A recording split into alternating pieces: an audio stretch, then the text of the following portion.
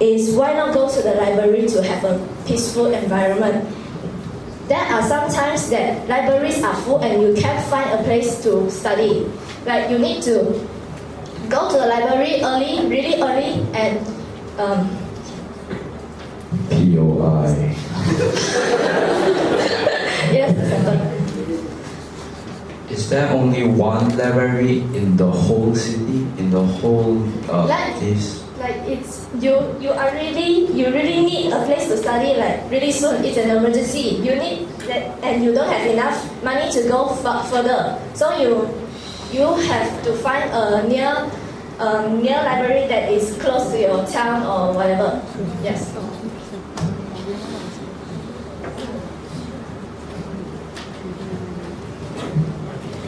The second speaker also mentioned before ending her speech that you put away your phones and off your TV, something like that. But staying up late not entirely means that you are using your phone or watching TV.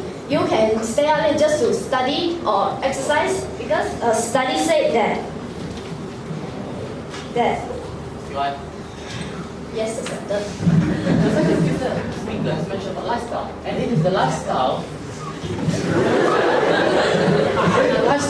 of modern day people to play their phones at night. They don't do work anymore. It's an emergency. How can you say they don't need to do their work? Like the deadline is tomorrow. The main point that they stay up late is to get their work done. Continuing, I said that night owls have more strength in the evening. So when I say that they are not using their social media at the time, it's because they can use that time to like do some exercise if they want to get some weight loss. Yeah. And the third speaker, you said that you can't concentrate in the morning, and how will you remember it till the night? Well, there is a thing called internet. You can search up to it. And you also say 10 to 7 hours of sleep.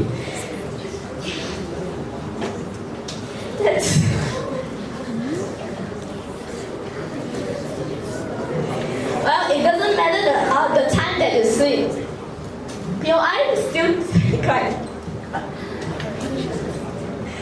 It doesn't matter that the time you sleep is the matter of the depthness of your sleep. So it doesn't matter how long you sleep. If you don't sleep like you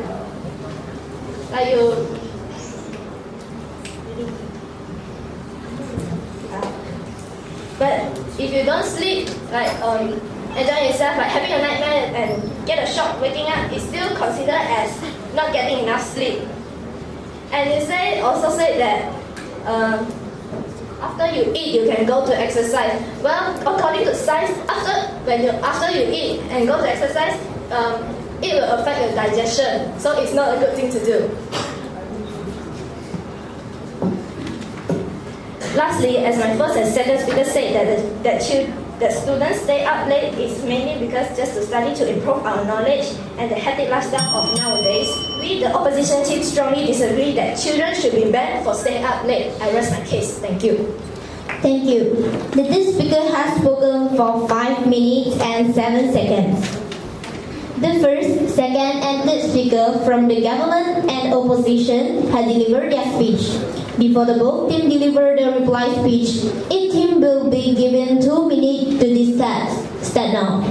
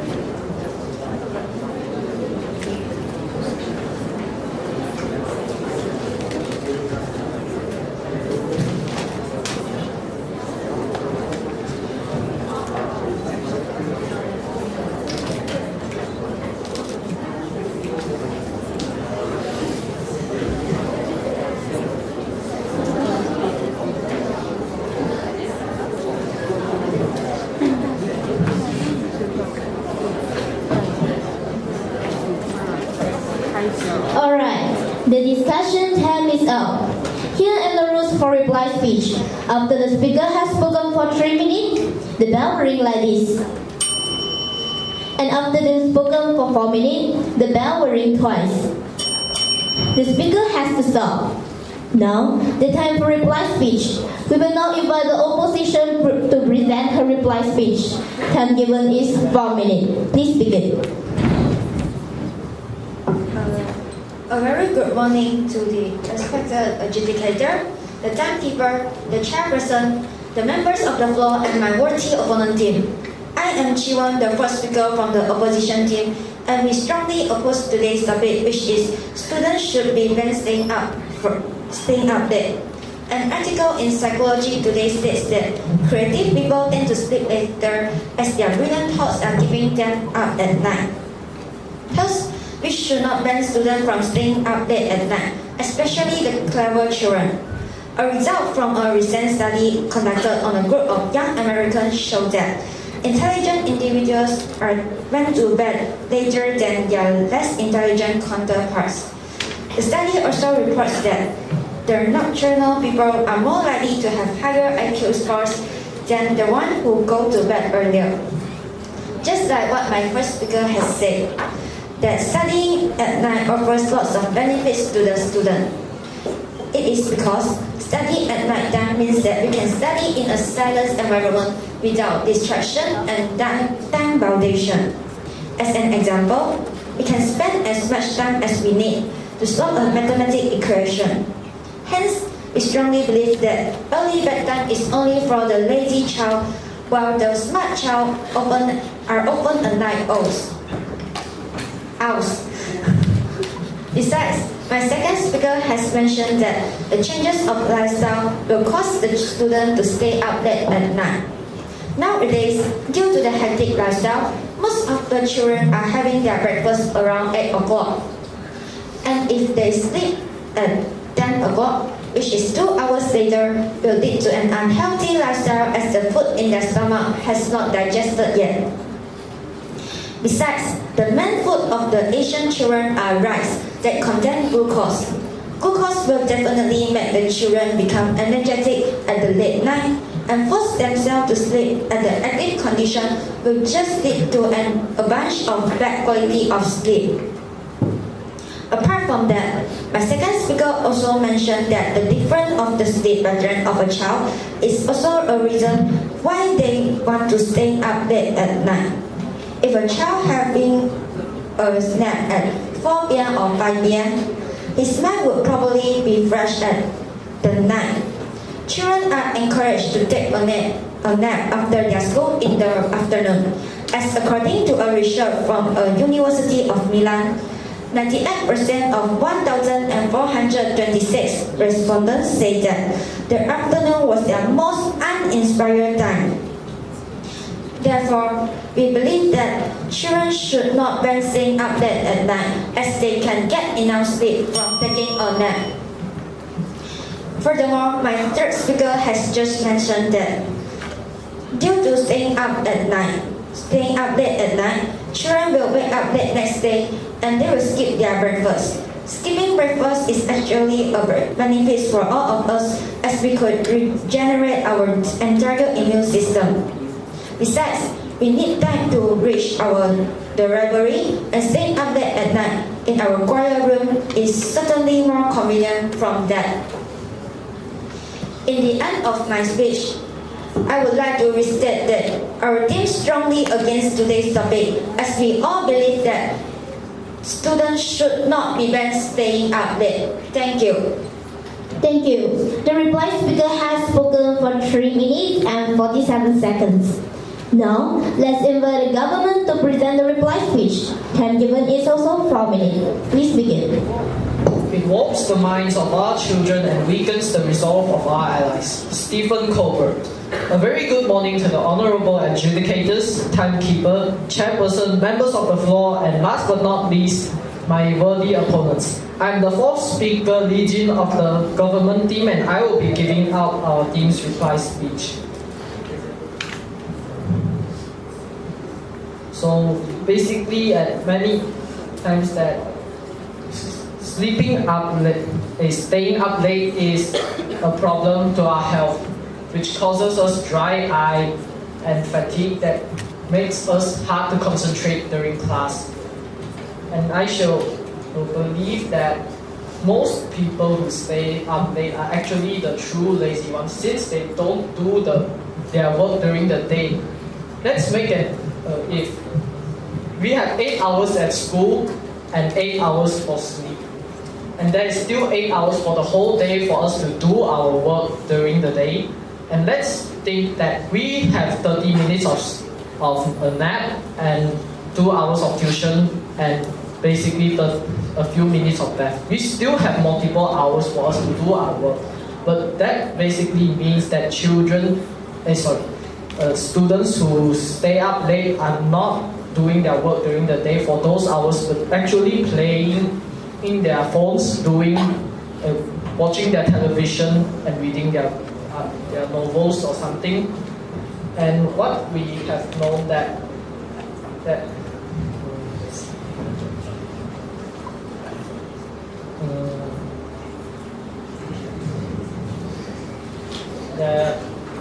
basically every student needs to have a sleep for approximately 7 to 10 hours for their best times of concentrating and their productivity and sociability.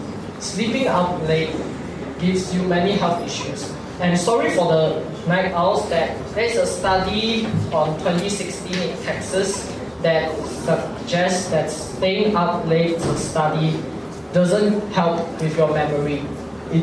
You are most likely to forget about what you studied during the night. And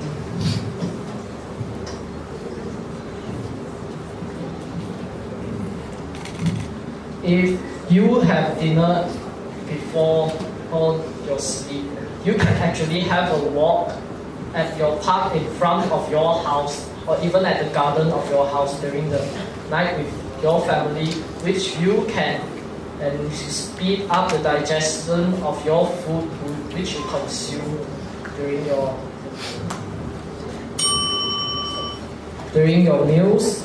And for this, these are basically the reasons that we win in this. These are the reasons why we stand with today's motion, which is students should be banned for staying up late. We hereby urge the adjudicators to side with the government team and agree with today's motion, which is students should be banned for staying up late.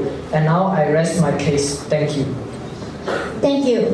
The reply speaker has spoken for 3 minutes and 33 seconds. We have now come to the end of the debate. Now, I would like to request the judge to adjourn and move to the meeting room to make their decision. Now, the adjudicators will give both teams some comments. First, let's invite Mr. Tan to give a comment.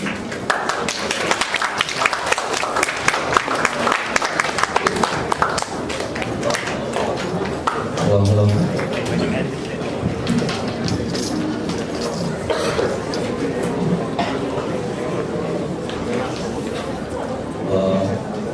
Students, are you down? Okay, first of all, congratulations for making to the finals. And from your notes and books and papers, I can see that you have all prepared a lot of info and statistics and facts. But at the same time, it is quite obvious if you are reading it from holding it when you are presenting your points. So the more information you prepare, the larger your paper, it is more obvious that you can see that you are reading instead of speaking. And if you notice, the main difference of speaking and reading is that when you are reading, it's a monotone. You don't feel excited, you don't read it, you don't speak it fast, you don't speak it slow. All you are doing is reading it, the statistics. When it's a high number, you don't feel excited. When it's low number, you don't seem surprised. So it's a bit monotone to see your presentation. And I can see that some speakers are trying too hard on the pronunciation rather than memorizing and understanding the facts and the information. So if debate is like a war, what I'm seeing here is that both sides are building towers. You get so many information and statistics and you build your own towers, floors by floors, layers by layers. You build such a high tower and you rarely send a cannon or archers to attack the sites. See, what you're doing here is that we improve loss of defense, but sometimes we all know the best defense is offense. And we can see that lots of POIs are being rejected, and when you are presenting, you're only splitting the points from your view, and you are not counter-attack the points presented by the other speakers. So, after the, we can see that you prepare well, so as a result, good match overall. Thank you. Thank you. Next will be Miss Ng Pei Wu. Sorry. Next will be the chief adjudicator. Miss Ng will give a comment.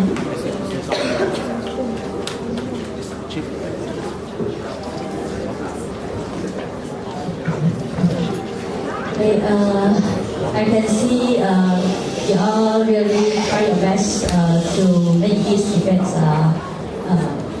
good and a lot of preparation. What I want to emphasize is you need to really digest what the information that you have found. Okay, you need to speak from your heart rather than read. Then when you deliver your speech, you need to, you don't have to rush, you don't have to, speak non-stop. You need to emphasize and you need to speak steadily, means you need to pause whenever you need to, okay? And the POI, when you need to answer the POI, you need to really understand what they say and understand properly, like the amount of sleep, probably you can give some, more evidence, like you can use a few examples of the successful people, like what I know is Donald Trump. I think he sleep less. And he sleep only 3 or 4 hours, and he's so success. And what he said is, how does somebody that sleep 12 or 14 hours a day compete with a person who sleep about 3 or 4 hours? You know, you prove back with the evidence. Okay. No matter how, thanks all of you for your good debates. Okay. Thank you. Next will be Miss Ng Pei Wu. Okay. Thank you. This is the end of this round debate.